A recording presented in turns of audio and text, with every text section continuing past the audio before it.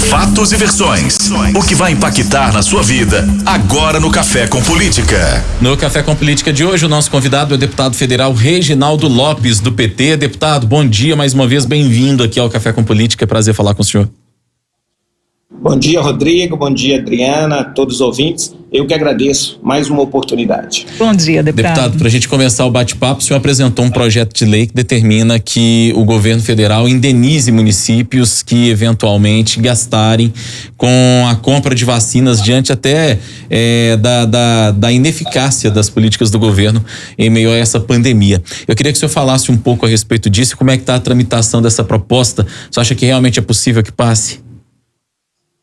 Rodrigo, primeiro eu quero manifestar minha solidariedade a mais de 206 mil famílias enlutadas porque perderam um ente querido por uma irresponsabilidade das políticas de enfrentamento ao Covid. Segundo, eu quero dizer que é importante esse projeto, inclusive vários deputados e deputadas têm debatido comigo em relação a este projeto e eu estou inclusive alterando, garantir também a indenização aos estados, inclusive às pessoas, porque de fato, desde 1973, nós temos o Plano Nacional de Imunização e é obrigação do governo federal coordenar, distribuir o processo de vacinação de todo o povo brasileiro. É lamentável que nós estamos assistindo, porque de fato o próprio Instituto Butantan tem estabelecido vários contratos com diversos estados e prefeituras e eu fico pensando, e aqueles municípios com menor poder, financeiro, com menor arrecadação, como que será atendido o seu povo? Então é inaceitável que esse país não tenha um presidente, inclusive esse presidente da República falava que tinha compromisso com a economia, mas não tem solução para os problemas econômicos sem resolver primeiro o problema sanitário, ou seja, enfrentar a questão do Covid-19, superar a pandemia para começar o processo de reconstrução econômica. Portanto, o próprio governo federal é o responsável pelas dificuldades econômicas que nós estamos vivendo, porque ele não consegue e ele abriu mão de liderar o país e o Brasil já poderia ter, no mínimo, 70 milhões de doses da vacina da Pfizer, que foi ofertada ao Brasil no mês de agosto, e por não acreditar na ciência, por não acreditar e trabalhar contra o processo de imunização do povo brasileiro, esse contrato não foi efetuado. E agora o Brasil tem aí um atraso, onde mais de 50 nações no nosso planeta Terra já estão vacinando com aprovação, com autorização sequer emergente. Deputado, diante desse cenário, estamos falando da Covid-19, domingo vai ser um dia bem importante, já que há essa reunião na Anvisa para decidir sobre o uso emergencial das vacinas. O Ministério da Saúde diz que todos os estados vão começar simultaneamente a vacinação, mas deixa muito claro que vai ser nas capitais, pelo menos nesse início de vacinação. Como vocês, parlamentares, têm trabalhado na garantia de que cidades também do interior possam receber essa vacinação, não sejam esquecidas. E além disso, há estados, por exemplo, no Brasil, que não possuem seringas e nem agulhas para aplicação dessas vacinas, exemplo do Acre, Espírito Santo e outros estados, Queria um comentário do senhor a respeito disso. Então, Adriana, faltou planejamento, Um governo que priorizou comprar cloroquina e não comprar seringa. Um governo que priorizou fazer luta política e não planejar as ações dos seus institutos de pesquisa. Nós temos o Butantan, nós temos a Fiocruz e aqui em Minas nós temos a FUNED, que até agora não tem participado desse esforço nacional de garantir e produzir vacina, já que esses três institutos são referência para a América Latina, até para a África, do ponto de vista de produção de vacinas. Então, de fato, o Brasil poderia ter, desde o início, de novembro, dezembro de 2019, quando começou o primeiro caso em Wuhan, ter trabalhado melhor esses institutos de pesquisa e ter produzido esses imunizantes para o nosso povo. Além do governo federal, que deveria ter acreditado que a pandemia não era uma gripezinha e ter tratado com sua responsabilidade e ter fechado os acordos comerciais. Isso ia permitir o Brasil, no mínimo, ter mais de 100 milhões de doses. O que vai ocorrer agora na prática mesmo com o governo dizendo que vai garantir aí o início em todas as capitais simultaneamente, nós não vamos ter as dosagens necessárias para fazer um volume necessário de vacinação. Então, infelizmente, é falta de planejamento, de coordenação, porque o governo, de fato, trabalhou contra as políticas de enfrentamento ao Covid-19. Deputado, o senhor está buscando uma saída legislativa para que estados, municípios e até mesmo pessoas sejam indenizadas no caso dessa vacinação nacional atrasar e os estados e municípios acabarem comprando doses de vacinas e até mesmo as pessoas. Eu pergunto ao senhor o seguinte, do ponto de vista legislativo, é possível pensar também num protocolo que defina algumas diretrizes que o país tem que seguir em casos de pandemia, pensando até na continuidade dessa pandemia da Covid-19, mas sabe-se lá em alguma outra pandemia que no futuro possa acometer a humanidade? O senhor acha que é possível legislativamente garantir que haja uma padronização de ações por parte do governo? Sim, mãe. Acho que o que existe hoje, de fato, de enfrentamento e de políticas que foram, no mínimo, padronizadas, foram iniciativas parlamentares. Infelizmente, o governo não teve nenhuma iniciativa, sequer num auxílio financeiro. Ele não enviou nenhuma medida provisória, nem um projeto de lei.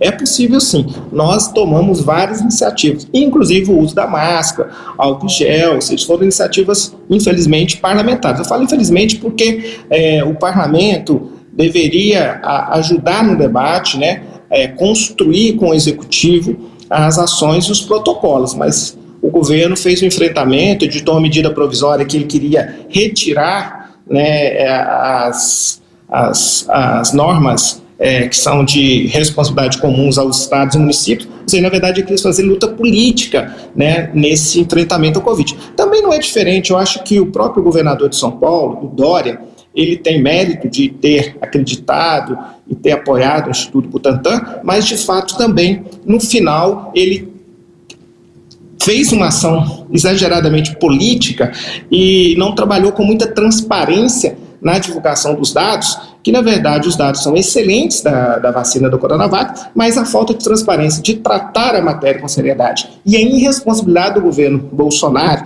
de também buscar criar um movimento anti-vacina, ele coloca em dúvida na eficiência que é comprovada da Coronavac. Então, infelizmente, nós estamos assistindo a um espetáculo de ações políticas que nesse momento deveria não ser a principal preocupação e sim a preservação da vida do nosso povo. Deputado, um outro assunto também que chama a atenção e que leva os nossos olhares a Brasília é a eleição do presidente da Câmara, né, dos deputados, e eu gostaria de falar com o senhor a respeito disso agora. Como que o senhor viu esse apoio do PT ao candidato Baleia Rossi e de que forma o senhor está vislumbrando aí as articulações e as possibilidades desse candidato à presidência da Câmara, né, que disputa essa é uma disputa polarizada com o Arthur Lira, que é o candidato do presidente Jair Bolsonaro. Olha, eu defendi que o meu partido pudesse ter uma candidatura do bloco de esquerda no primeiro turno, porque eu defendo que o nosso projeto tem que ter cada vez mais nitidez política, tem que deixar bem claro as nossas diferenças, tanto com o bloco do Rodrigo Maia, do Centrão, como também o bloco fisiológico do governo irresponsável do Jair Bolsonaro.